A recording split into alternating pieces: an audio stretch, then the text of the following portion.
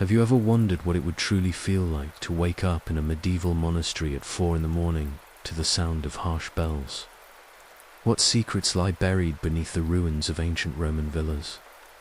How did the forgotten artisans of the Renaissance actually live their daily lives? And what mysteries still puzzle archaeologists about civilizations that vanished without a trace? Welcome back to Boring History for Sleep, where we explore the quiet corners of the past that textbooks often overlook. I'm your host, and tonight we're embarking on a journey through time that will take us from the cold stone floors of medieval cloisters to the bustling workshops of Renaissance craftsmen, from the mysterious burial chambers of ancient nobles to the opulent dining halls of Georgian aristocrats.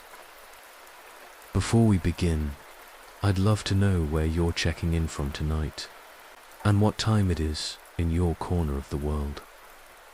Are you settling in for the evening, or perhaps it's already well past midnight where you are? Take a moment to get comfortable, maybe turn down the lights, perhaps put on a fan for some gentle background noise. If you truly enjoy these explorations into forgotten history, I'd be grateful if you'd consider liking this video and subscribing to join our growing community of history enthusiasts who find peace in the past. I'd also love to hear from you in the comments about what historical topic you'd like us to explore next, or simply check in and let us know how these stories are helping you unwind. Your engagement means the world to me, and you're truly an important part of our community here. Thank you for your continued support and for choosing to spend your evening with these tales from long ago. Now, let's begin our journey tonight with a question that might make you appreciate your warm bed and modern conveniences just a little bit more. Why you wouldn't last a day as a medieval monk. The first pale light of dawn hasn't even touched the horizon when the bell begins to toll. It's 4 in the morning, and the sound cuts through the November air like a blade through silk. You're lying on a straw mattress that's barely thicker than a book, covered by a rough woolen blanket that scratches against your skin with every movement. The stone walls around you seem to absorb what little warmth your body has managed to generate during the night, and your breath creates small clouds in the frigid air of your cell. This is your reality as a medieval monk in a Benedictine monastery somewhere in northern France, circa 1200. The year doesn't matter much, because this routine, this life, will remain virtually unchanged for centuries. You have perhaps 30 seconds to gather your wits before you must rise, dress in the darkness, and make your way to the chapel for matins, the first of 7 daily prayer services that will structure every moment of your existence. Your feet hit the cold stone floor, and the shock travels up through your legs like ice water. There's no time to ease into consciousness, no moment to stretch or yawn or wish for just 5 more minutes of rest. The bell continues its relentless summons, and you know that Brother Benedict, the cantor, is already making his way through the dormitory to ensure that every monk is awake and moving. To be late to matins is to invite penance, and penance in a medieval monastery is not something you want to experience more than absolutely necessary. You fumble in the darkness for your habit, the long black robe that marks you as a member of this religious community. The wool is coarse against your skin, and it carries the musty smell of too many bodies, too little washing, and the ever-present dampness that permeates every corner of the monastery. There are no mirrors in your cell, no way to check your appearance, and indeed, vanity is considered a sign. You simply pull the rough fabric over your head, tie the rope cord around your waist, and slip your feet into leather sandals that provide little protection against the cold stone floors. The corridor outside your cell is a study in shadows and echoes. Other monks move silently through the darkness, their sandals creating a soft, shuffling sound that mingles with the distant tolling of the bell. No one speaks. The rule of Saint Benedict, which governs every aspect of your life, prescribes periods of silence that begin after the last prayer service of the previous day and continue until after the morning's first Mass. Your thoughts are your only companion as you navigate the familiar path to the chapel. The chapel itself is a vast space that seems to swallow the small flame of the candles that have been lit for the service. The altar is barely visible in the gloom, and the painted walls that might be beautiful in daylight are nothing more than vague shapes and shadows. You take your place in the choir stall, a wooden seat that's been carved by generations of monks before you, and you begin the ancient ritual of matins. For the next hour, you will stand, sit, kneel, and chant according to a pattern that was old when your grandfather's grandfather was young. The Latin words flow from your lips automatically, muscle memory of countless repetitions guiding your voice even as your mind struggles to maintain focus in the early morning darkness. Your feet go numb from the cold, your back begins to ache from the uncomfortable wooden seat, and your stomach reminds you that you haven't eaten since yesterday's single substantial meal. The psalms seem to stretch on forever in the pre-dawn darkness. Psalm 95, the Veneti, begins the service, calling the faithful to worship, but the words feel hollow in your mouth as you fight to stay awake. Your eyelids feel heavy, and you know that nodding off during prayer is not only a sin, but also an invitation for immediate correction from the abbot. The chanting of your fellow monks creates a hypnotic rhythm that makes staying alert even more difficult. When Matins finally ends, you have perhaps an hour before the next service, Lauds, which will begin at dawn. This brief respite is not meant for rest, however. You make your way to the scriptorium, where you will spend this time copying manuscripts by candlelight. The work is painstaking and requires absolute concentration. A single mistake, a misplaced letter or a smudged line, can ruin hours of work and waste precious vellum. The scriptorium is only marginally warmer than the chapel, and the candles that provide your light also create dancing shadows that strain your eyes. You settle at your writing desk, a simple wooden table that's been polished smooth by the arms of countless scribes. Your tools are basic, a quill pen that must be frequently trimmed and sharpened, a small pot of ink that freezes if left uncovered too long, and a piece of vellum that represents the skin of an entire calf. As you work, your fingers begin to cramp from the cold and the precise movements required for a beautiful script. The Latin text you're copying is a commentary on the Gospel of Matthew, and every letter must be perfect. There's no erasing, no correction fluid, no second chances. If you make a mistake, you must carefully scrape away the error with a sharp knife, a process that often damages the vellum and requires you to begin the entire page again. The smell of ink and parchment mingles with the ever-present aroma of unwashed bodies and burning tallow. Your stomach growls audibly in the silence, reminding you that the monastery's single daily meal is still many hours away. You try to ignore the hunger, to focus on the holy work before you, but your body has other ideas. Your hands shake slightly from low blood sugar, making the careful letter formation even more challenging. Just as you begin to find a rhythm in your work, the bell begins to toll again. Dawn is breaking, and it's time for Lauds, the morning prayer service. You carefully clean your quill, cover your ink pot, and make your way back to the chapel. The eastern windows are beginning to show the first grey light of day, but the temperature seems to have dropped even further during your brief time in the scriptorium. Lauds is shorter than Matins, but no less demanding. You stand for what feels like hours, chanting praise to God as your empty stomach contracts with hunger and your feet lose all feeling from the cold stone floor. The other monks around you seem to take this discomfort in stride.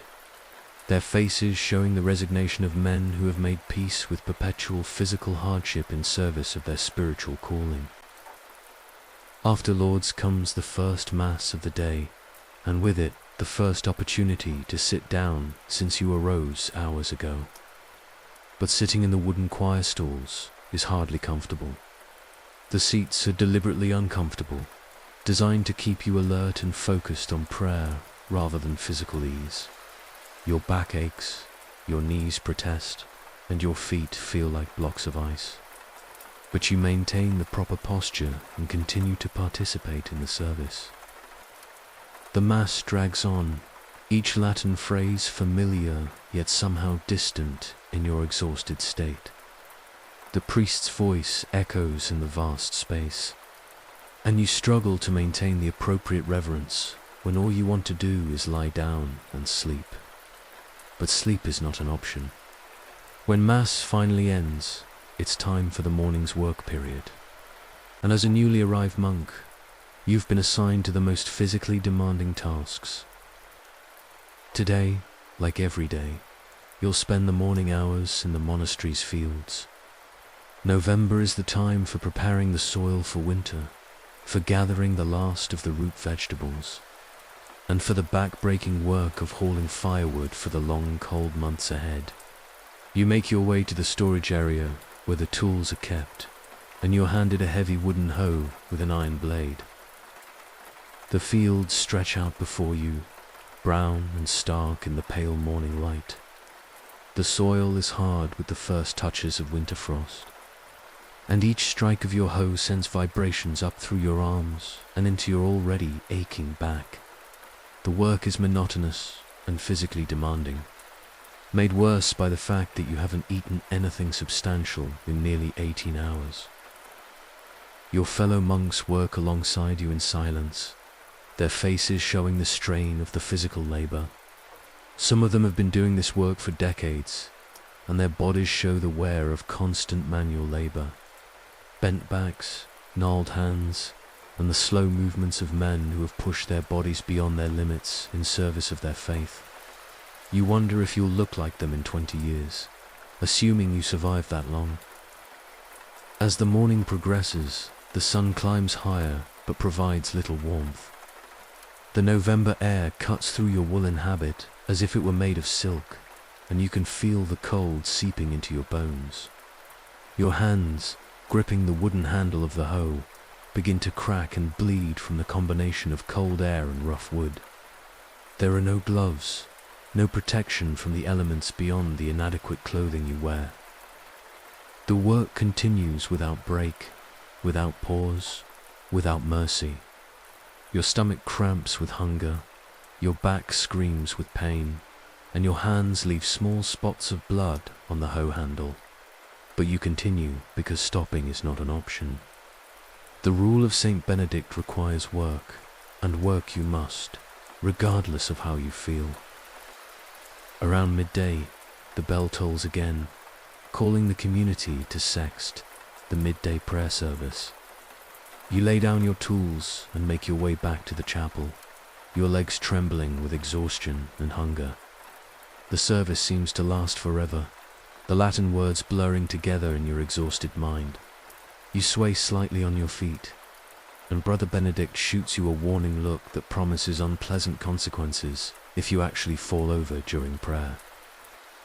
After sext comes the meal, the single substantial food of the day. You file into the refectory, a long hall lined with wooden tables and benches. The meal is eaten in silence while one of the monks reads aloud from a religious text. The food, when it finally arrives, is a thin gruel of barley and vegetables, a piece of dark bread that's mostly chaff and grit, and a small cup of watered wine. You eat quickly, barely tasting the food in your desperate hunger. The gruel is lukewarm and bland, seasoned only with salt and whatever herbs could be gathered from the monastery's meager garden. The bread is hard and requires serious chewing, and bits of chaff get stuck between your teeth. The wine is so watered down that it's essentially flavored water, but it's liquid. and your body craves anything wet after the morning's hard labor. The entire meal takes perhaps 20 minutes, and then it's back to work. The afternoon brings different tasks, but no relief from the physical demands. Today you're assigned to the monastery's bakery, where you'll spend the remaining daylight hours grinding grain and preparing tomorrow's bread. The work is hot and dusty, and the stone quern that grinds the grain requires constant turning by hand. Your arms ache from the repetitive motion, and grain dust coats your throat and lungs, making you cough frequently. The heat from the ovens is welcome after the morning's cold, but it brings its own discomfort. You sweat through your woolen habit, and the combination of heat, dust, and physical exhaustion makes you feel lightheaded. As evening approaches, the bell calls you to Vespers, the evening prayer service. Your legs shake as you stand for yet another hour of chanting, and you wonder how you'll make it through the final service of the day. The chapel is darker now, lit only by candles, and the shadows seem to dance mockingly around the stone walls. After Vespers comes a brief period for personal prayer and reflection, followed by Compline, the final prayer service of the day. By this time, you're swaying on your feet, your vision blurring with exhaustion and hunger. The Latin words of the prayers seem to come from very far away, and you struggle to maintain consciousness as your body demands rest. Finally, mercifully Compline ends, and you're allowed to return to your cell. You collapse onto your straw mattress, still wearing your habit because undressing requires energy you simply don't have. The straw pokes through the thin covering, and the woolen blanket scratches against your skin, but you're too exhausted to care. As you lie there in the darkness, listening to the sounds of other monks settling in for the night, you realize that tomorrow will bring exactly the same routine. For in the morning, matins work, prayer, more work, more prayer, and then this same cold, uncomfortable bed. Day after day, year after year, until death finally releases you from this cycle of devotion and deprivation. This is the reality of monastic life in medieval Europe, a reality that few modern people could endure for even a single day. The combination of physical hardship, constant hunger, bone-deep cold, and the complete absence of personal freedom creates a life that's almost impossible to imagine from our modern perspective. Yet thousands of men chose this life, believing that the spiritual rewards justified the physical suffering. The monasteries were centers of learning and culture in medieval Europe, preserving classical knowledge and creating some of the most beautiful, illuminated manuscripts in history. But this cultural contribution came at an enormous personal cost to the individual monks, who lived these lives of quiet desperation in service of their faith and their community. As you drift off to sleep on your straw mattress, knowing that the bell will wake you again in just a few hours, you might wonder what drove these men to choose such a harsh existence. Perhaps it was genuine religious conviction, or perhaps it was simply the lack of better alternatives in a world where life was hard for everyone. Whatever their motivations, their daily reality was one of constant physical discomfort, perpetual hunger, and the kind of bone-deep exhaustion that comes from never having enough rest. Tomorrow will bring the same challenges, the same discomforts, the same grinding routine that has worn down countless generations of monks before you. And if you're truly unlucky, you might survive long enough to become one of those bent, broken men you saw in the fields today, your body destroyed by decades of this punishing lifestyle. Your spirit perhaps elevated by the sacrifice, but your flesh definitely conquered by the relentless demands of monastic life.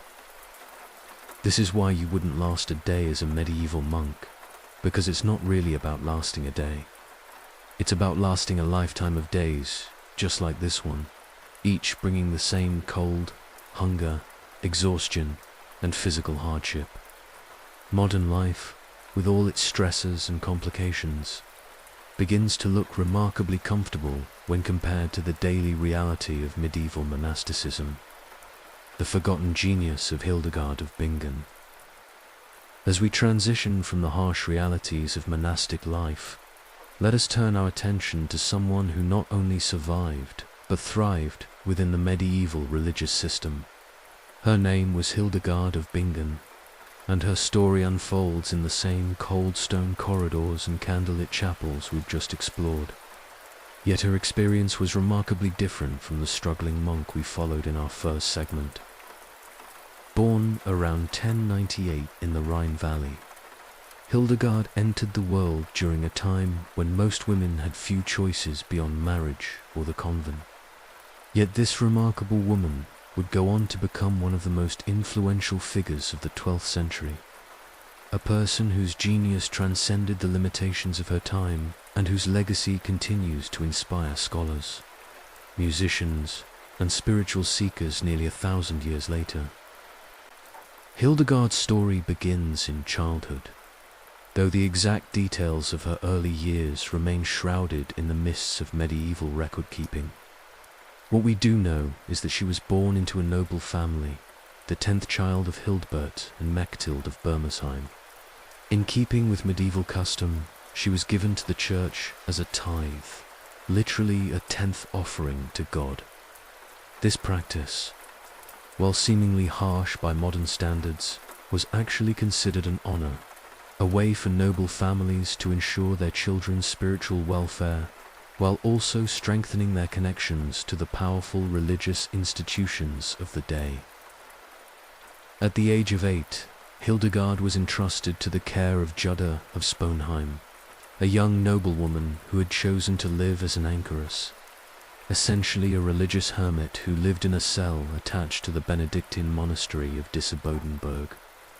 Imagine, if you will, a small stone chamber with a single window looking into the monastery church, where Jutta and her young charge would spend their days in prayer, study, and contemplation.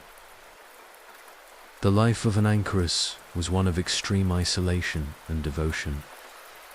Jutta's cell was barely large enough for 2 people, with stone walls that wept moisture in the winter and baked like an oven in the summer. There was no privacy, no escape from the constant presence of another person, and no relief from the endless cycle of prayer that marked the canonical hours. Yet it was in this cramped, uncomfortable space that Hildegard's extraordinary mind began to flourish. From her earliest years, Hildegard claimed to experience visions, brilliant flashes of divine light that would illuminate her understanding of spiritual matters. These were not the gentle, comforting visions of popular imagination, but overwhelming experiences that left her physically exhausted and sometimes ill. She described them as a living light that would suddenly blaze before her inner eye, bringing with it profound theological insights and creative inspiration.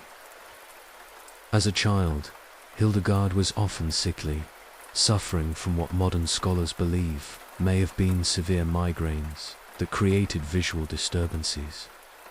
The medieval mind interpreted these neurological episodes as divine visitations. And indeed, many of Hildegard's most profound spiritual writings seem to emerge from these intense physical experiences. She learned to see her suffering not as a burden, but as a pathway to divine understanding. Under Jutta's guidance, Hildegard received an education that was remarkable for a woman of her time. She learned to read and write Latin, studied the scriptures, and absorbed the musical traditions of the church. But perhaps more importantly, she learned to think independently, to question established wisdom, and to trust her own spiritual insights. Jutta recognized something special in her young charge and nurtured Hildegard's intellectual gifts with a devotion that went far beyond mere religious instruction. The years passed slowly in the anchorage. Hildegard grew from a sickly child into a young woman of remarkable intellectual capacity. But she remained hidden from the world, known only to the small community of monks who brought food to the anchorage and participated in the daily prayers. She might have remained in this obscurity forever, another forgotten medieval mystic, if not for the death of Jutta in 1136. When Jutta died, Hildegard was 38 years old and had spent 30 years in the anchorage. The small community of women who had gathered around Jutta looked to Hildegard for leadership, and she reluctantly accepted the role of magistra or abbess. It was a position that would transform her from a hidden mystic into one of the most influential figures of her age. Hildegard's first major challenge came in the form of a vision so powerful that it literally knocked her unconscious. She later described this experience as a command from God to write what you see and hear. For someone who had spent decades in quiet contemplation, the idea of sharing her visions with the world was terrifying. Medieval women, especially religious women, were expected to be humble and silent. The notion of claiming direct communication with God was not only presumptuous, but potentially heretical. Yet Hildegard felt compelled to obey what she believed was a divine command. She began work on her first major written work, the Civius, or Know the Ways of the Lord. The process was painstaking and fraught with difficulty. Hildegard would dictate her visions to a monk named Volmar, who served as her secretary and confidant. The work took 10 years to complete and resulted in a complex theological treatise that combined mystical visions with practical spiritual guidance. The Civius was unlike anything that had come before. Hildegard's visions were vivid, almost hallucinogenic in their intensity. She described seeing cosmic eggs, flaming towers, and figures of light that spoke to her of the deepest mysteries of faith. Her writing was dense with symbolism and metaphor, yet it contained profound insights into the nature of God, humanity, and the relationship between the physical and spiritual worlds. What made Hildegard's work even more remarkable was her decision to include detailed illustrations of her visions. These illuminations, created under her direct supervision, were unlike anything in medieval art. They showed abstract, almost modern compositions filled with geometric patterns, swirling colors, and strange, otherworldly figures. The images seemed to capture the very essence of mystical experience, translating the ineffable into visual form. As word of Hildegard's vision spread, she began to attract attention from the highest levels of medieval society. Pope Eugenius III personally examined her writings and declared them to be authentic, divine revelations. This papal approval was crucial, as it legitimized Hildegard's claim to direct communication with God and protected her from charges of heresy. With this official sanction, Hildegard's influence began to grow exponentially. She entered into correspondence with emperors, popes, and kings, offering them spiritual guidance and political advice. Her letters, written in a voice of absolute moral authority, addressed everything from church reform to military campaigns. She fearlessly criticized corruption in the clergy, challenged the secular authority of rulers, and advocated for social justice with a boldness that would have been unthinkable for most medieval women. But Hildegard's genius extended far beyond theology and politics. She was also a composer of extraordinary talent, creating a body of liturgical music that was unlike anything of her time.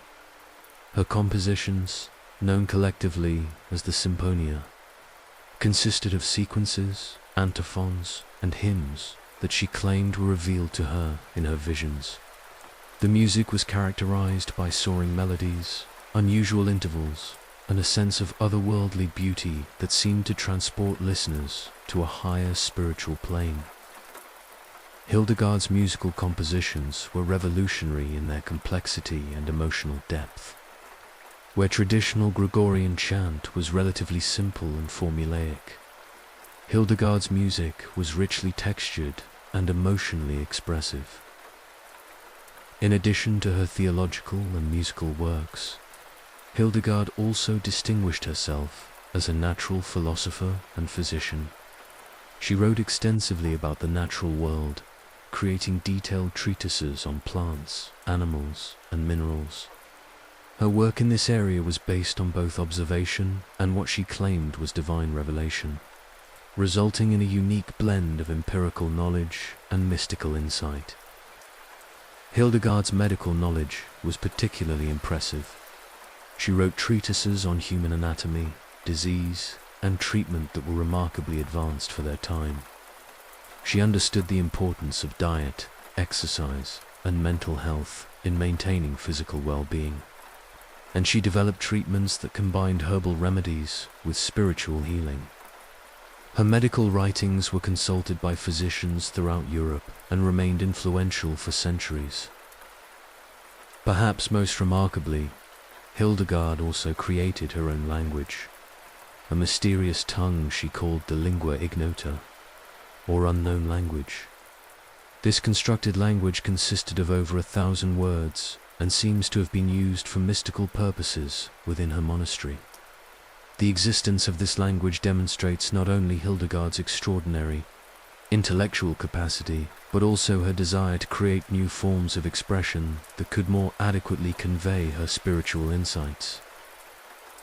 As Hildegard's reputation grew, so did her desire for independence. She petitioned the abbot of Disibodenberg for permission to move her community to a new location, where they could practice their religious life without interference from the male hierarchy. When the abbot refused, Hildegard claimed to have received a vision commanding her to move. She then staged what can only be described as a medieval sit-in, falling into a state of cataleptic paralysis that lasted until the abbot finally granted her request. The move to Rupertsberg, near Bingen, marked the beginning of Hildegard's greatest period of influence.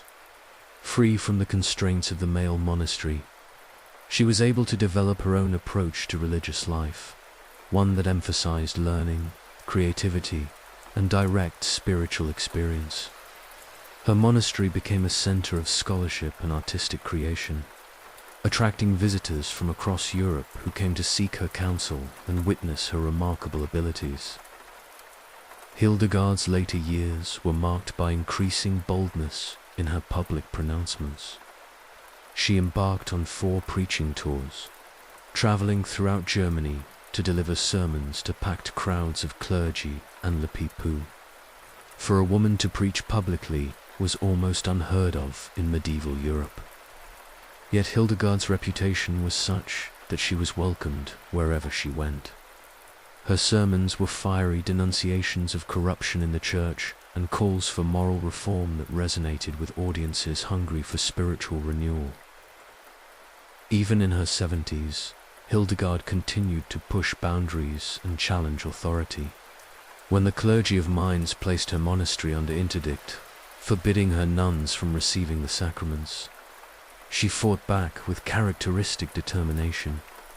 She wrote impassioned letters defending her position and eventually succeeded in having the interdict lifted, demonstrating once again her remarkable ability to navigate the complex politics of medieval religious life. Hildegard died in 1179 at the age of 81. Having lived a life of extraordinary achievement and influence, she left behind a body of work that included theological treatises, musical compositions, medical texts, and hundreds of letters that provide a fascinating glimpse into the intellectual and spiritual life of medieval Europe. Her monastery continued to flourish after her death, serving as a testament to her vision and leadership. The legacy of Hildegard of Bingen extends far beyond her own time. Her music is still performed today. Her medical knowledge influenced centuries of healers, and her theological insights continue to inspire spiritual seekers. She demonstrated that even within the constraints of medieval society, it was possible for a woman to achieve extraordinary intellectual and spiritual heights. Perhaps most importantly, Hildegard's story reminds us that genius can emerge from the most unlikely circumstances. In the cold stone walls of a medieval monastery, under conditions that would have crushed most people, she managed to create works of lasting beauty and profound wisdom. Her life stands as a testament to the power of the human spirit to transcend its limitations and create something truly extraordinary. As we contemplate Hildegard's remarkable achievements, we might wonder what other hidden geniuses lived and died in medieval Europe without ever having the opportunity to share their gifts with the world. Her story is not just about one exceptional woman, but about the countless possibilities that existed even in the most restrictive historical periods. In every age, there are those who manage to break free from conventional limitations and create something new and wonderful, reminding us that the human capacity for creativity and spiritual insight is truly limitless. Hildegard's influence extended beyond the walls of her monastery in ways that would have been unthinkable for most women of her era. She corresponded with 4 popes, 2 emperors, King Henry II of England, Eleanor of Aquitaine, and Bernard of Clairvaux, one of the most powerful religious figures of the 12th century. Her letters were not mere pleasantries, but substantial theological and political documents that offered advice, criticism, and prophetic warnings to the most powerful people in medieval Europe. In her correspondence with Emperor Frederick Barbarossa, Hildegard fearlessly criticized his involvement in a papal schism, warning him that his actions would bring divine punishment. This was an extraordinarily bold stance for anyone to take, let alone a woman religious. Yet Hildegard's reputation was such that even emperors felt compelled to take her words seriously. Her letters demonstrate a woman who understood power and was unafraid to speak truth to it, even when that truth was unwelcome. Hildegard's understanding of the natural world was equally remarkable and far ahead of her time. In her medical writings, she described over 200 plants and their medicinal properties, demonstrating a knowledge of herbalism that was both practical and theoretical. She understood the importance of holistic health, writing about the connections between physical illness and emotional or spiritual distress centuries before modern medicine would recognize these relationships. Her treatise on medicine, the Cassiette Curée, explored the causes and cures of various diseases with a sophistication that belied the limited scientific knowledge of her age. She wrote about the importance of moderation in diet, the benefits of fresh air and exercise, and the role of mental state in physical health. Her approach combined empirical observation with spiritual insight, creating a medical philosophy that treated the whole person rather than merely addressing symptoms. Hildegard also wrote extensively about human sexuality and reproduction, topics that were rarely discussed openly in medieval religious contexts. Her writings on these subjects were remarkably frank and demonstrated an understanding of human physiology that was unusual for her time. She approached these topics with a combination of scientific curiosity and spiritual meaning, seeing the creative power of human reproduction as a reflection of divine creativity. The abbess's creative output was astonishing in its volume and diversity. Beyond her theological works, music, and scientific writings, she also created a series of mystery plays that combined drama, music, and theological teaching. Her play Ordo Virtutum, or Play of the Virtues, is one of the earliest known morality plays and features an all-female cast of characters, representing virtues battling against the devil for a human soul. The work is remarkable not only for its theological content, but also for its sophisticated use of music and drama to convey spiritual truths. Hildegard's artwork, particularly the illuminations that accompanied her visionary writings, revealed yet another dimension of her genius: The images she created or supervised were unlike anything else in medieval art. They featured bold geometric patterns, swirling cosmic imagery, and symbolic representations of spiritual truths that seemed to transcend the conventional artistic vocabulary of her time. Modern scholars have noted that these images bear a striking resemblance to descriptions of visual phenomena associated with migrant auras, suggesting that Hildegard may have been translating her neurological experiences into visual art. The monastery that Hildegard established at Rupertsberg became a center of learning and culture that attracted the daughters of noble families from across the German territories. Unlike many medieval convents that functioned primarily as places of quiet prayer and seclusion, Hildegard's community was intellectually vibrant and creatively productive.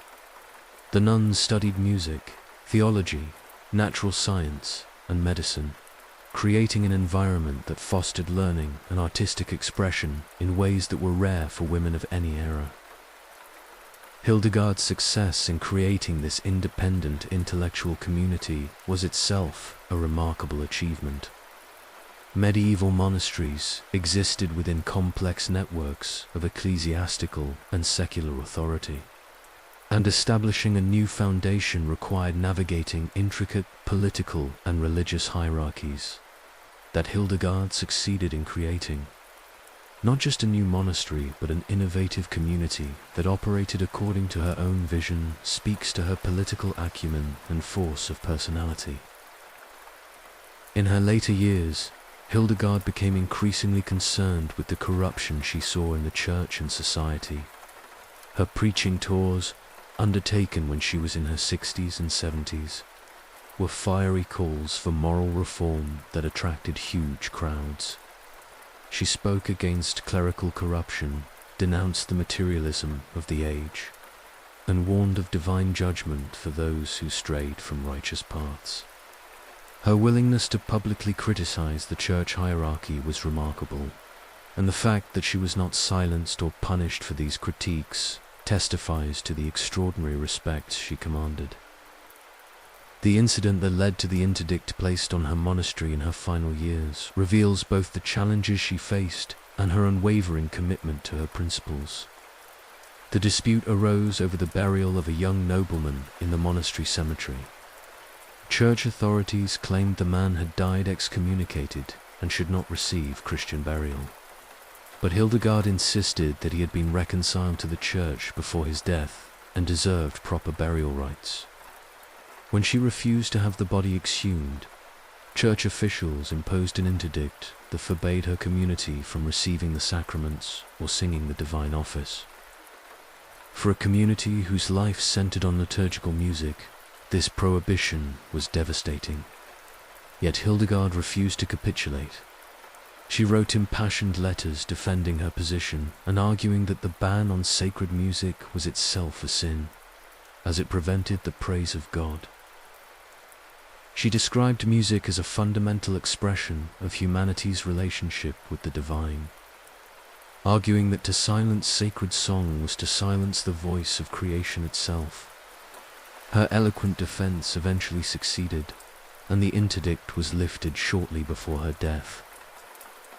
Hildegard's final years were marked by continued productivity despite her advancing age and declining health. She continued to write, compose, and advise until her death in September 1179. According to contemporary accounts, her death was accompanied by miraculous signs, with witnesses reporting that 2 rainbows appeared in the sky and crossed at the point above her monastery. Whether or not such signs actually occurred, the story reflects the reverence with which she was regarded by her contemporaries. The legacy of Hildegard of Bingen extends far beyond the Middle Ages. Her music has experienced a remarkable revival in recent decades, with numerous recordings bringing her soaring melodies to modern audiences.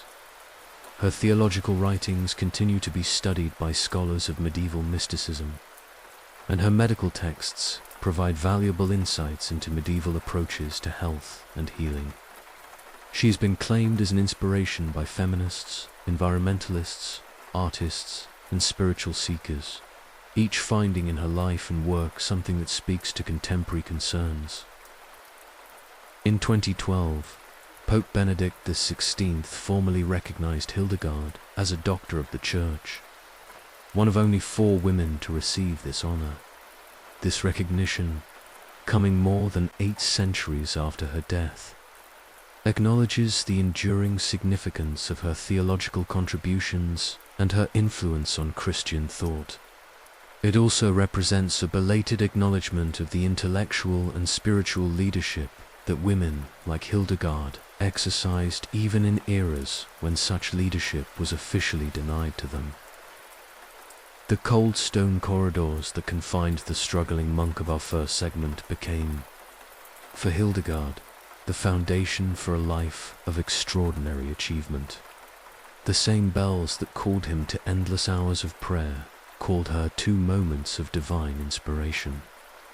The same harsh conditions that nearly broke his body became the crucible in which her genius was forged. Her story reminds us that while historical circumstances may limit our possibilities, they cannot ultimately contain the power of an extraordinary mind and an indomitable spirit. The mystery of the Antikythera mechanism. As we move from the medieval world of Hildegard of Bingen into the realm of ancient mysteries, let us journey to a small Greek island in the year 1900, where sponge divers would make one of the most puzzling archaeological discoveries of all time. The story begins not in a dusty library or a carefully planned excavation, but in the depths of the Mediterranean Sea, where the remains of an ancient shipwreck would yield a treasure that would challenge everything we thought we knew about the technological capabilities of the ancient world. The island of Antikythera lies between Crete and the Peloponnese, a small rocky outcropping that most ships would pass without notice. But in the spring of 1900, a group of sponge divers from the island of Simi were forced to take shelter there during a storm. When the weather cleared, they decided to explore the waters around the island, hoping to find new sponge beds that might prove profitable. Captain Dimitrios Kondos and his crew were experienced divers who had spent their lives working the dangerous waters of the eastern Mediterranean. They were accustomed to the risks of deep-sea diving with the primitive equipment of their time, wearing heavy copper helmets connected to the surface by air hoses, descending into the blue-black depths with nothing but their skill and courage to protect them. On that fateful day, diver Elias Stadiates descended to a depth of about 150 feet, expecting to find the familiar sight of sponges clinging to the rocky seafloor. Instead, he discovered something that made him signal frantically to be pulled to the surface. When he emerged, he was babbling about horses and naked men scattered across the sea bottom. A discovery so unexpected that his captain initially thought he was suffering from nitrogen narcosis, the dangerous condition that could affect divers who spent too long at depth. But when Captain Kondos descended to investigate for himself, he found that Stadiates had not been hallucinating. Scattered across the seafloor were the remains of what appeared to be an ancient ship. Its wooden hull long since rotted away, but its cargo of bronze and marble statues miraculously preserved by the sea. The horses and naked men that had so startled Stardalites were ancient Greek sculptures, their bronze surfaces green with patina but otherwise intact after more than 2,000 years beneath the waves. The discovery of the Antikythera shipwreck was immediately recognized as significant. The sponge divers contacted the Greek government, and soon archaeologists from the National Archaeological Museum in Athens were on the scene. What followed was one of the first underwater archaeological excavations in history. A dangerous and difficult process that would claim the life of one diver and leave. Several others paralyzed from decompression sickness. The work was painstaking and perilous. The divers could only work for brief periods at such depths, and the primitive diving equipment of 1900 made every descent a life-threatening adventure. Yet over the course of several months, they managed to recover an extraordinary collection of artifacts. There were bronze statues of philosophers and athletes, marble sculptures depicting gods and heroes, luxury items like jewelry and coins, an amphory that had once contained wine and oil. Among the recovered artifacts was a corroded lump of bronze, and wood that seemed unremarkable compared to the beautiful sculptures and precious objects that surrounded it. This unassuming chunk of metal, encrusted with marine growth and oxidation, was catalogued as simply bronze object and placed in storage at the National Archaeological Museum. For months, it attracted no attention from scholars, who were far more interested in the artistic treasures that had been recovered from the wreck. It was only when the bronze lump began to dry out and crack that its true significance became apparent. As the corrosion flaked away, museum staff noticed that the interior contained what appeared to be bronze gears, wheels, and other mechanical components. The object was clearly some kind of ancient machine, but its purpose and operation remained completely mysterious.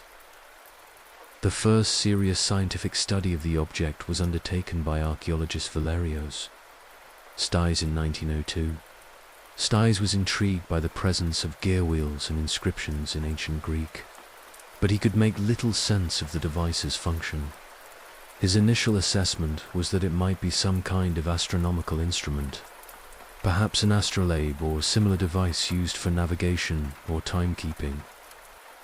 For the next several decades, the Antikythera mechanism, as it came to be known, remained one of archaeology's most puzzling mysteries.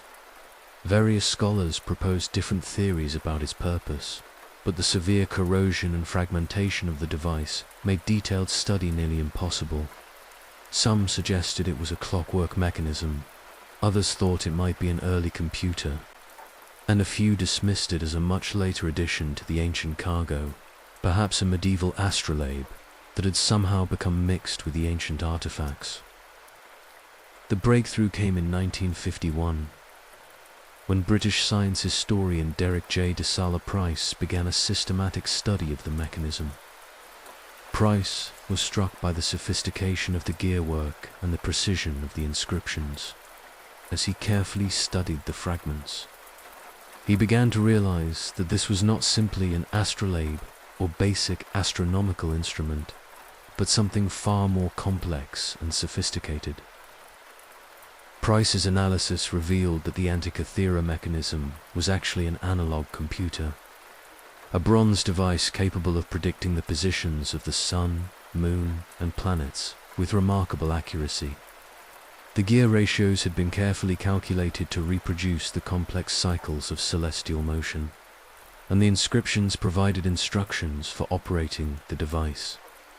It was, in essence, a mechanical planetarium that could show the state of the known cosmos for any given date. The implications of Price's discovery were staggering.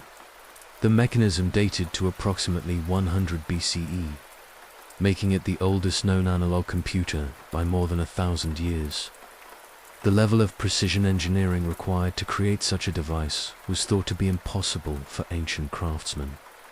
Yet here was clear evidence that Greek engineers of the Hellenistic period possessed mechanical knowledge that would not be matched again until the development of astronomical clocks in medieval Europe. As Price continued his research, the mechanism revealed even more secrets. The device was not simply a display of celestial positions, but a sophisticated calculating machine that could predict eclipses, track the 4-year cycle of the Olympic Games, and even account for the irregular motion of the moon. The level of astronomical knowledge embedded in the mechanism was extraordinary, demonstrating that ancient Greek astronomers had a far more sophisticated understanding of celestial mechanics than previously believed. The mechanism consisted of at least 37 bronze gears, housed in a wooden case about the size of a modern laptop computer. The front face displayed the positions of the sun and moon against the background of the zodiac, while the back contained dials showing the timing of eclipses and the cycles of various astronomical events.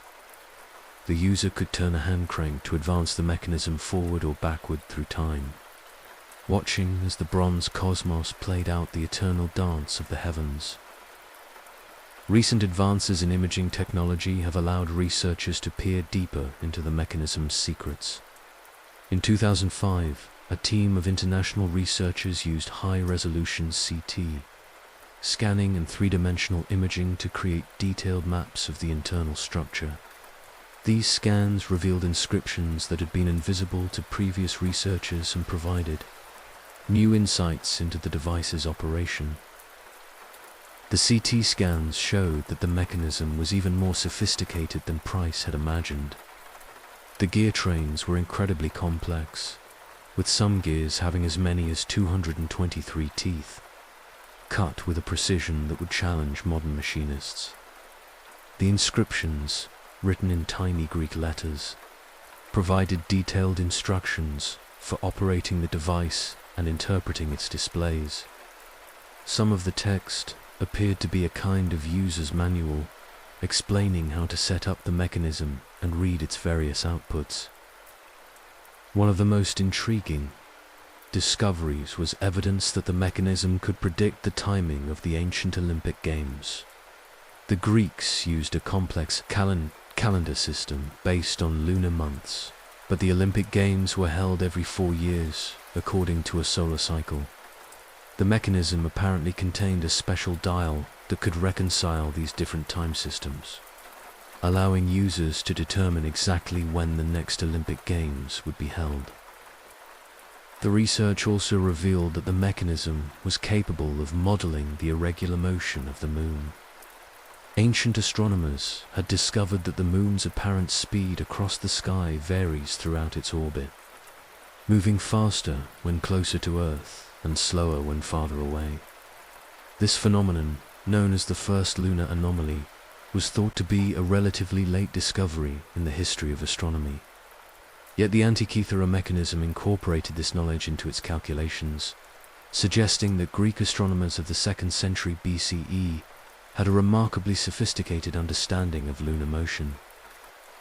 Perhaps most remarkably, the mechanism appears to have been able to predict solar and lunar eclipses with considerable accuracy.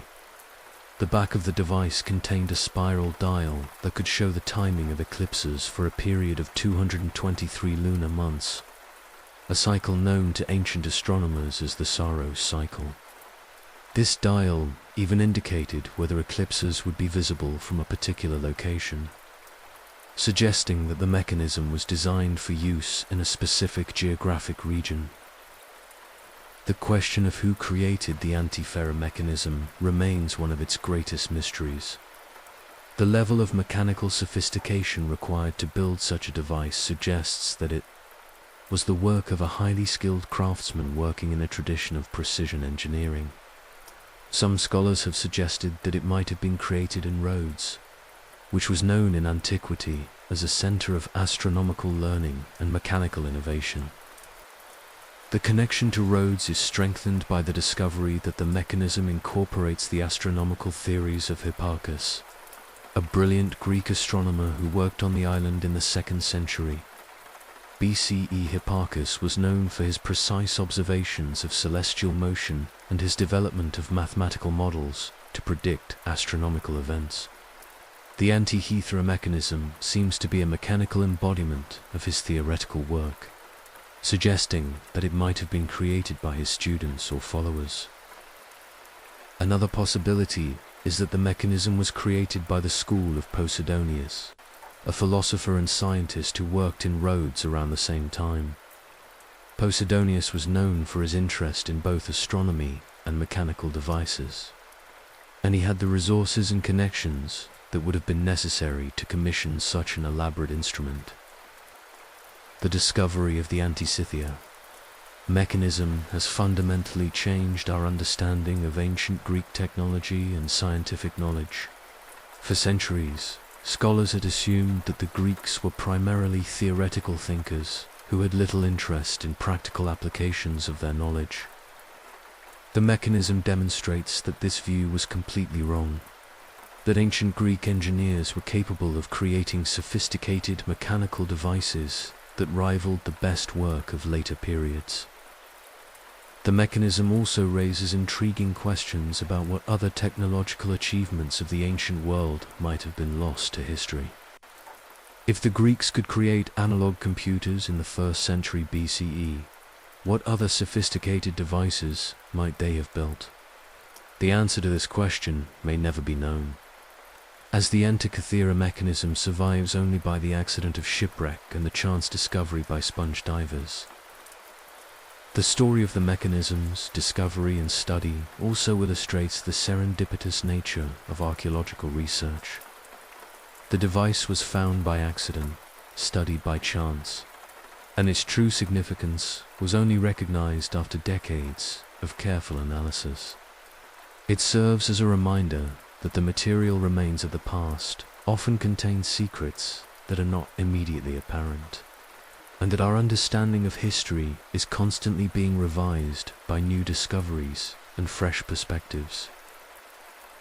Today, the Antikythera mechanism is housed in the National Archaeological Museum in Athens, where it continues to be studied by researchers from around the world.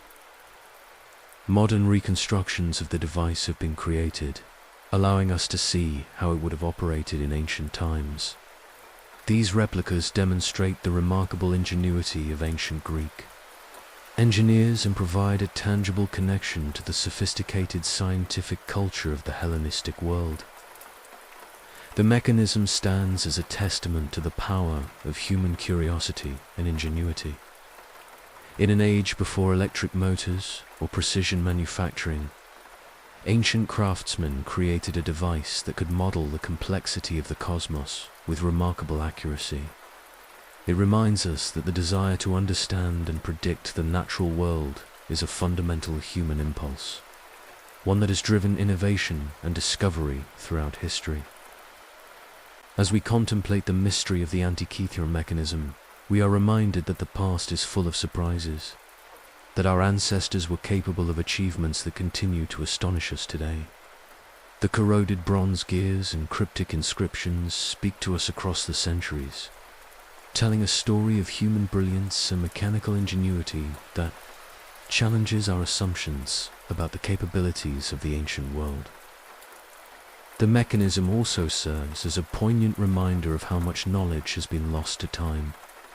If such a sophisticated device could be created in ancient Greece, what other marvels of engineering and science have disappeared without trace?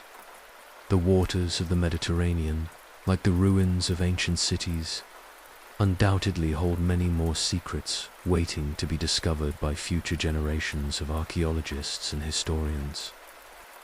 The construction techniques used to create the Antikythera mechanism reveal a level of craftsmanship that challenges our understanding of ancient manufacturing capabilities. The gears were cut with extraordinary precision, their teeth shaped to minimize friction and ensure smooth operation. Modern attempts to recreate the mechanism using only the tools and techniques available to ancient craftsmen have demonstrated just how difficult this work would have been. The bronze had to be cast, filed, and finished by hand, with each tooth cut individually and adjusted to ensure proper meshing with adjacent gears. The inscriptions on the mechanism provide tantalizing clues about its origins and purpose. Written in tiny Greek letters, some barely visible to the naked eye. These texts include what appears to be an instruction manual for operating the device. The inscriptions describe how to set the mechanism to a specific date and how to interpret the various dials and displays. They also include references to astronomical phenomena and calendrical systems that help researchers understand the mechanism's capabilities. Recent research has revealed that the mechanism was more sophisticated than even Derek Price had realized.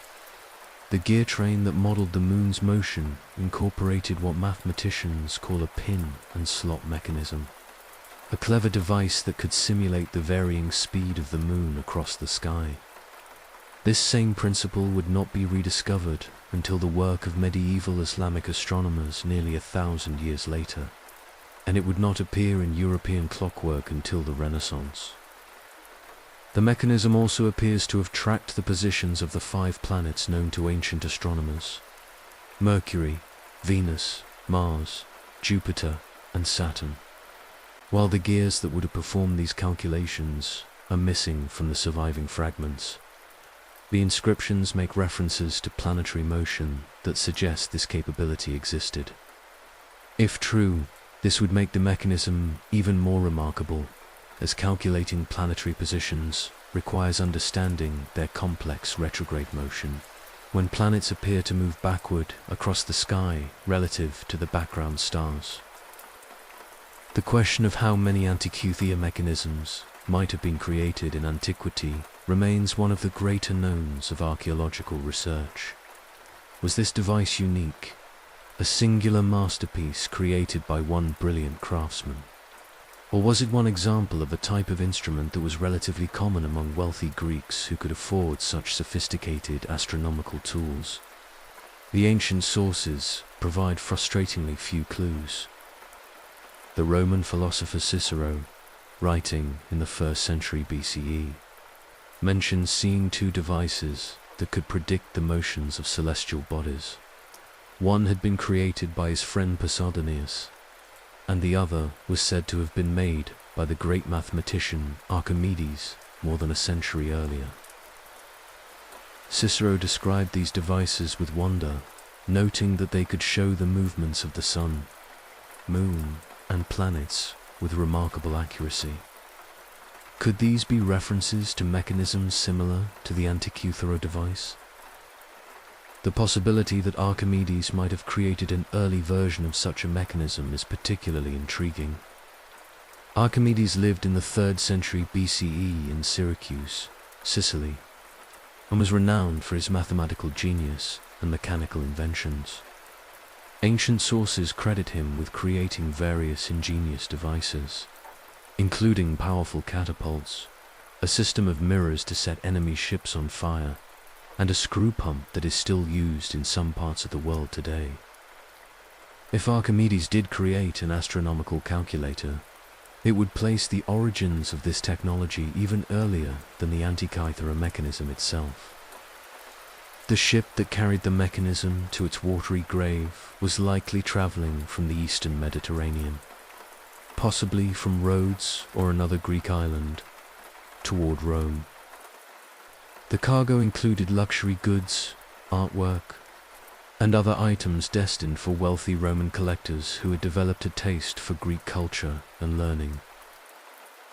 This suggests that the mechanism was being transported as a valuable object, perhaps as a gift or a purchase by a Roman patron who appreciated sophisticated Greek craftsmanship.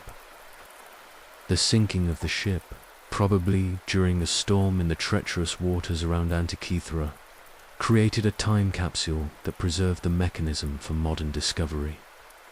Had the ship completed its journey, the mechanism might have ended up in a Roman villa, where it could have been destroyed in any number of ways over the subsequent centuries.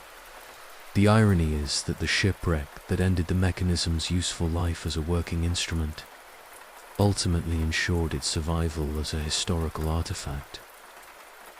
Modern reconstructions of the Antikythera mechanism have become increasingly sophisticated as our understanding of the device has grown. Engineers and clockmakers have built working replicas using both ancient and modern techniques, demonstrating that the mechanism would have functioned as the ancient builders intended.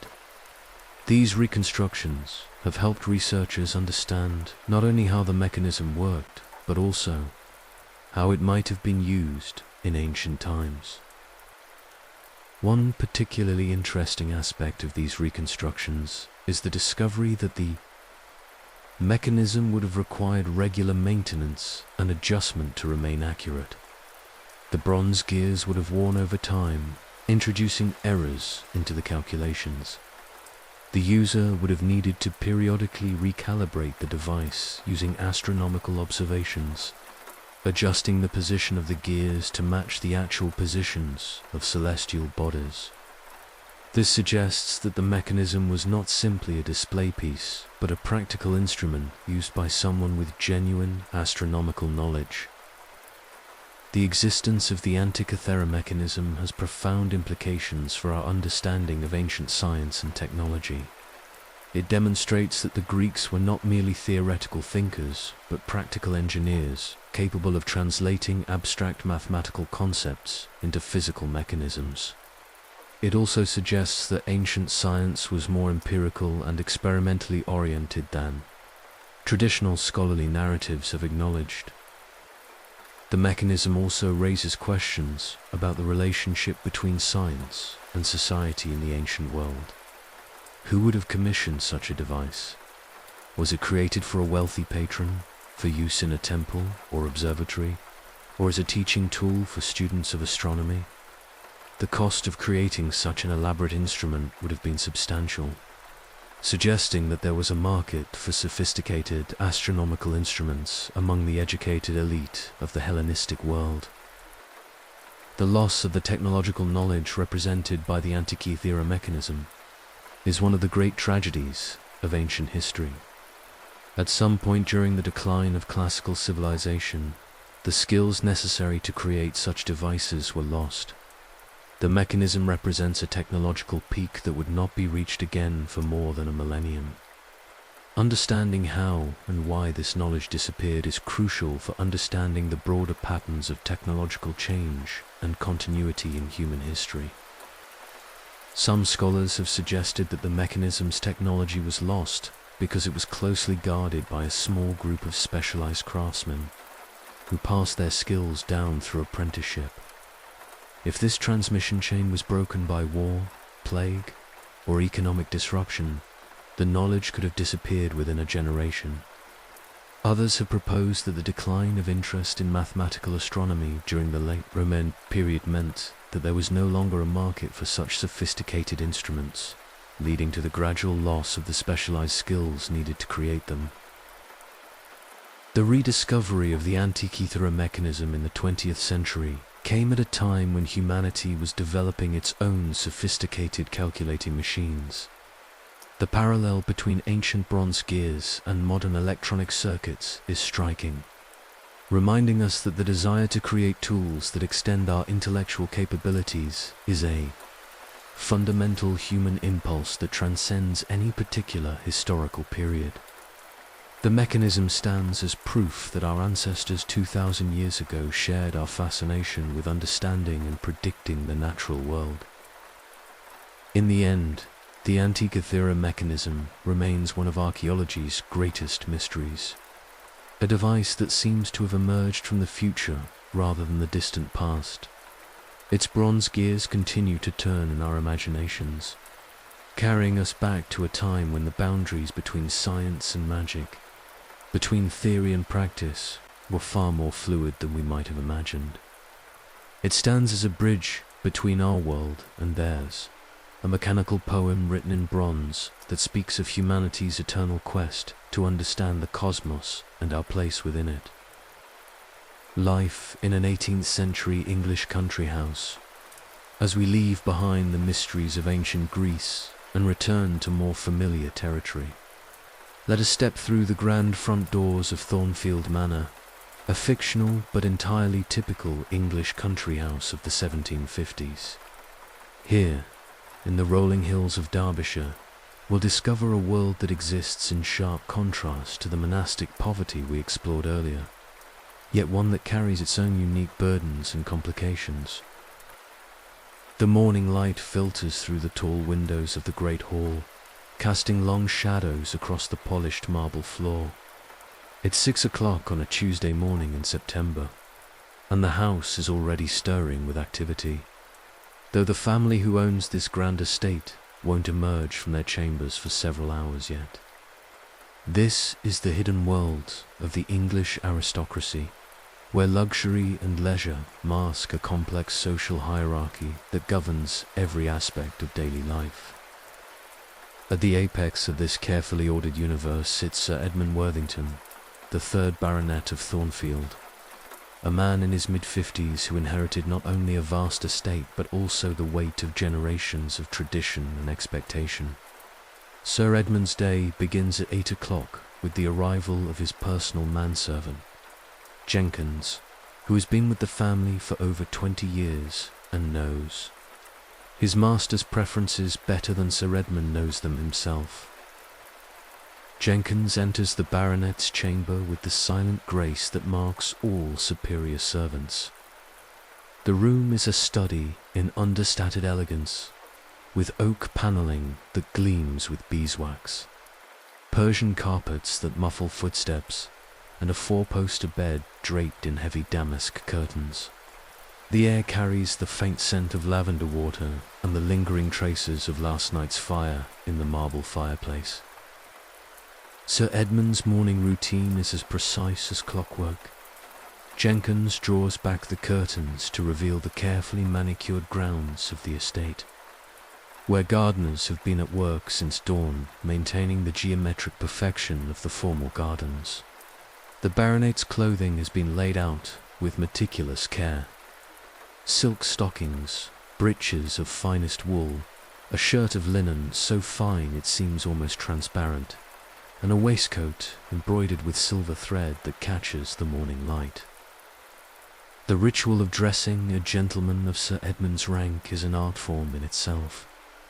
Jenkins helps his master into each garment with practiced efficiency, adjusting the fit of the breeches, ensuring the stockings are smooth and wrinkle-free, and arranging the elaborate folds of the linen cravat that marks Sir Edmund's status as a man of refinement.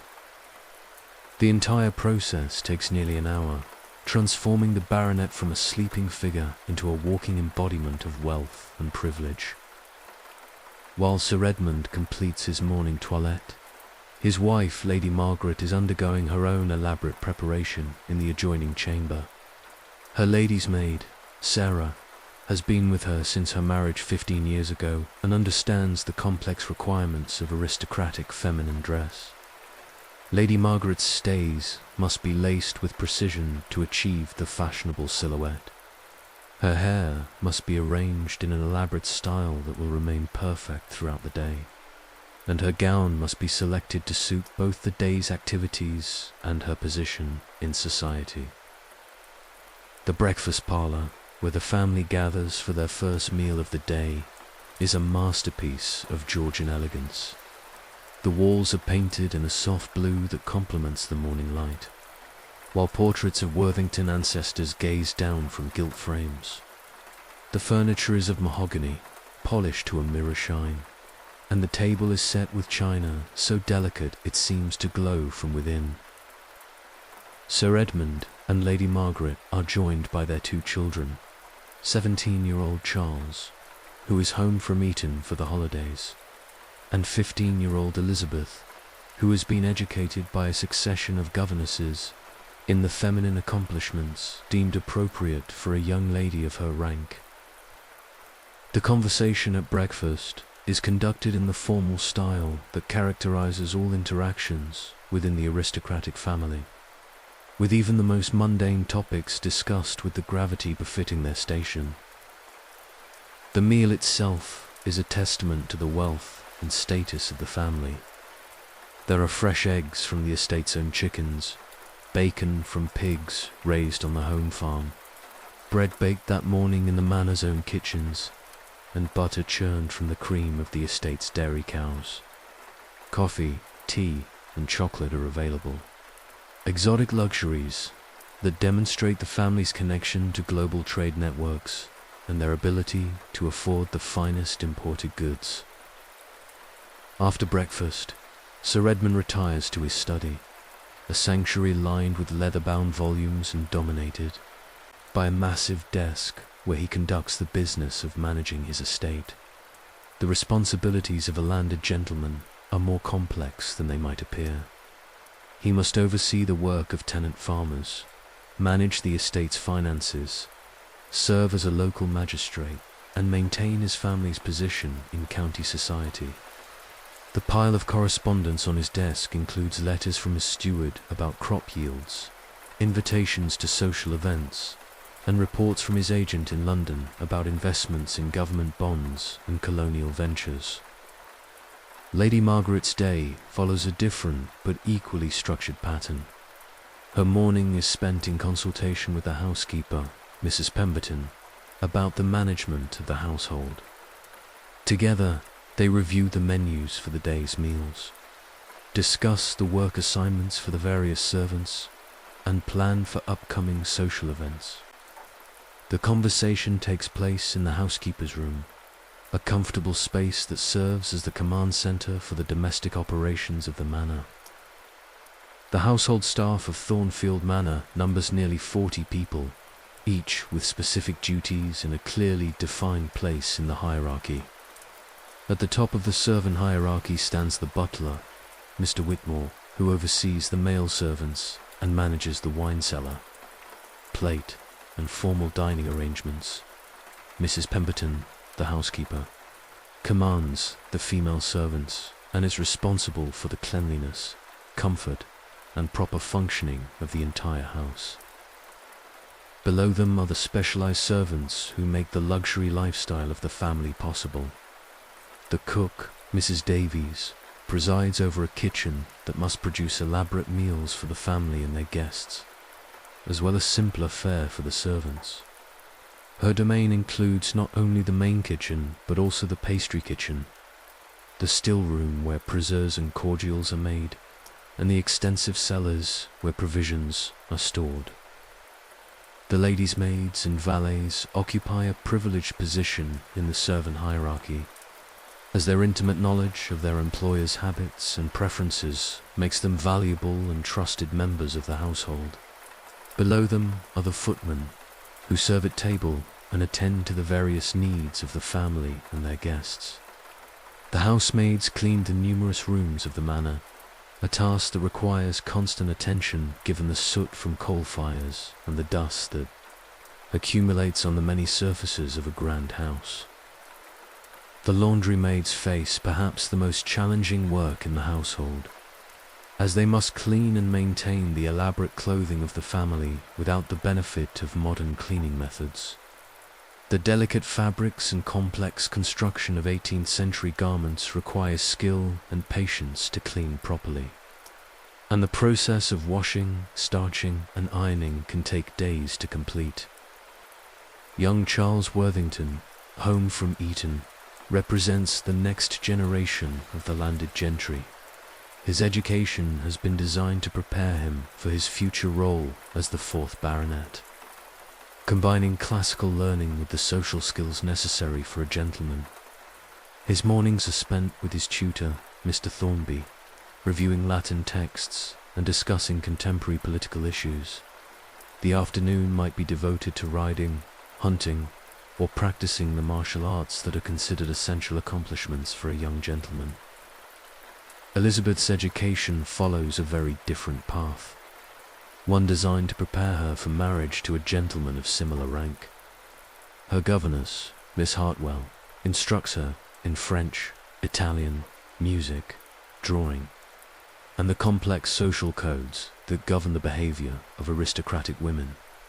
She spends hours each day practicing the harpsichord, her fingers moving across the keys with the precision that marks accomplished feminine performance. The social calendar of the Worthington family is a carefully orchestrated series of events that serve to maintain and strengthen their position in county society. There are dinner parties to attend and host, balls to organize, and visits to pay and receive. Each event requires careful planning and preparation, from the selection of appropriate clothing to the arrangement of seating that properly reflects the social hierarchy of the guests. The estate grounds themselves are a testament to the family's wealth and taste. The formal gardens near the house are maintained with geometric precision, their paths lined with perfectly trimmed hedges, and their beds filled with carefully selected flowers that bloom in planned succession throughout the season. Beyond the formal gardens lie the parkland, where ancient trees provide a picturesque setting for leisurely walks, and where deer graze in carefully maintained pastoral scenes. The home farm that supplies the manor with food operates according to the latest agricultural theories of the age. Sir Edmund takes pride in implementing innovative farming techniques that increase productivity while maintaining the traditional social relationships between landlord and tenant. The farm workers live in cottages on the estate, their lives governed by the rhythms of agricultural work and their social position fixed by centuries of tradition. The village of Thornfield, which lies beyond the estate's gate, exists in a complex relationship with the manor house. The villagers depend on the estate for employment and economic stability, while the Worthington family exercises a paternal authority over the community that extends far beyond mere economic relationships. Sir Edmund serves as a magistrate, settling disputes and maintaining order, while Lady Margaret involves herself in charitable work among the deserving poor. The rhythm of life at Thornfield Manor is punctuated by the changing seasons and the traditional celebrations that mark the passage of time. Christmas brings elaborate festivities that demonstrate the family's generosity and reinforce social bonds throughout the community. The harvest season requires Sir Edmund's attention to agricultural matters, while the London season draws the family away from the estate for several months each year. The London house, while smaller than the country estate, serves as the family's base for participating in the social and political life of the capital. Here Sir Edmund attends sessions of Parliament, while Lady Margaret and Elizabeth participate in the elaborate social rituals of the aristocratic marriage market. The contrast between country and city life provides variety and stimulation, but also requires the maintenance of two complete households and the complex logistics of moving an aristocratic family between residences. The evening hours at Thornfield Manor are perhaps the most revealing of the family's lifestyle and values. Dinner is served in the great dining room, a formal occasion that can last for several hours and include multiple courses of elaborate dishes. The conversation ranges from local gossip to national politics, conducted with the wit and learning that marks educated society. After dinner, the family might retire to the music room, where Elizabeth displays her accomplishments on the harpsichord, while her parents and brother listen with the appreciative attention that such performances require. The library serves as another evening retreat, its shelves lined with the classics of English literature, works of philosophy and history, and the latest novels from London publishers. Sir Edmund might spend hours reading by candlelight, while Lady Margaret works on elaborate embroidery projects that will eventually adorn the manor's rooms. The quiet hours of evening reading represent a form of luxury that few in the 18th century could afford, the privilege of leisure time devoted to intellectual and cultural pursuits. The bedtime routine of the aristocratic family is as elaborate as their morning preparations. Servants help them undress, brush their hair, and prepare for sleep in chambers that are heated by carefully tended fires and furnished with every comfort that 18th century luxury could provide. The four-poster beds, with their heavy curtains and fine linens, create private worlds within the larger household, spaces where the public performance of aristocratic life gives way to private rest. Yet beneath the surface elegance and leisure of life at Thornfield Manor lies a complex web of social obligations, financial pressures, and personal constraints that shape every aspect of the family's existence. Sir Edmund's position as a landed gentleman carries with it responsibilities that extend far beyond personal pleasure. He must manage his estate efficiently, maintain his family's social position, and prepare his son to inherit these same burdens. The beautiful clothes, elaborate meals, and refined entertainments serve not merely as personal luxuries, but as essential elements in the performance of aristocratic identity. Lady Margaret's life, while privileged in material terms, is constrained by the limited roles available to women of her class. Her influence extends primarily to domestic matters and charitable work, while the broader worlds of politics and business remain closed to her. Her daughter Elizabeth faces an even more restrictive future, as her education and training are designed solely to prepare her for marriage to a suitable gentleman, after which her identity will be subsumed into that of her husband's family. The elaborate lifestyle of the Worthington family depends entirely on the labor of their servants and tenants, creating a complex hierarchy of dependence and obligation that shapes every relationship within the estate community. The comfort and leisure of the aristocratic family are purchased with the hard work of others, a reality that is both acknowledged and carefully obscured by the rituals and customs that govern 18th century social life. As the candles are extinguished and the manor house settles into the quiet of night, the complex world of the English aristocracy continues its eternal dance of privilege and responsibility, luxury and constraint, individual desire and social obligation.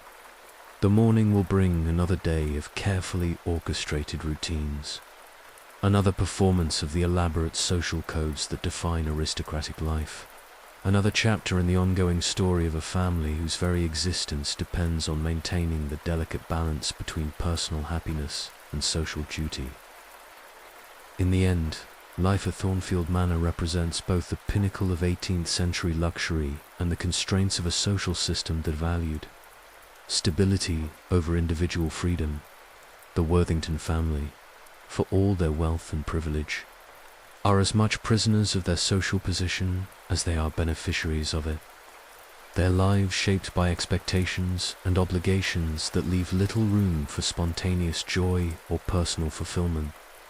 Yet within these constraints, they create moments of beauty, learning, and human connection that remind us that every age, no matter how different from our own, contains the full range of human experience. As our journey through time draws to a close tonight, we've travelled from the hearthstone corridors of medieval monasteries to the elegant chambers of Georgian country houses, from the mystical visions of Hildegard of Bingen to the bronze gears of an ancient Greek computer. Each story has revealed something different about the human experience across the centuries, reminding us that while the external circumstances of life may change dramatically, the fundamental hopes, fears, and struggles that define our humanity remain remarkably constant.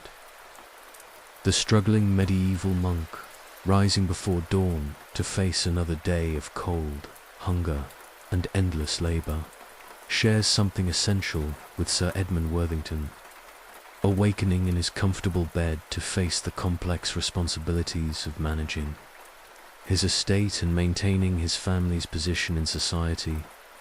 Both men are shaped by the expectations of their time. Both find meaning in fulfilling their prescribed roles, and both face the universal human challenge of finding purpose and dignity in the circumstances life has given them. Hildegard of Bingen, channeling divine visions into music, theology, and healing, reminds us that creativity and spiritual insight can flourish even in the most restrictive circumstances. Her extraordinary achievements emerged not despite the limitations of medieval monastic life, but perhaps because of them, as the very constraints that might have crushed a lesser spirit became the foundation for her remarkable innovations. The ancient Greek engineers who created the Antikythera mechanisms speak to us across the millennia, their bronze gears still turning in our imaginations, still challenging our assumptions about the capabilities of our ancestors. Their sophisticated understanding of celestial mechanics and their ability to translate that knowledge into mechanical form remind us that human ingenuity has always found ways to push beyond the apparent limits of available technology. These stories from the past offer us more than mere historical curiosities. They provide perspective on our own lives, helping us understand that the challenges we face today are part of a much larger human story. The medieval monks' struggle with physical hardship, Hildegard's battle for recognition and authority, the mystery of lost ancient knowledge, and the complex social hierarchies of aristocratic life all echo in different ways in our contemporary world. As you settle into sleep tonight, perhaps you'll carry with you some small piece of these stories, some reminder that you are part of an unbroken chain of human experience that stretches back through countless generations. The same stars that guided ancient navigators still shine above us. The same seasons that governed medieval agricultural life still mark the passage of our years, and the same fundamental human needs for purpose, connection, and meaning continue to drive our daily choices. Thank you for joining me on this journey through the quiet corners of history. Your continued support and engagement make these explorations possible, and I'm grateful for every moment you choose to spend with these stories from the past.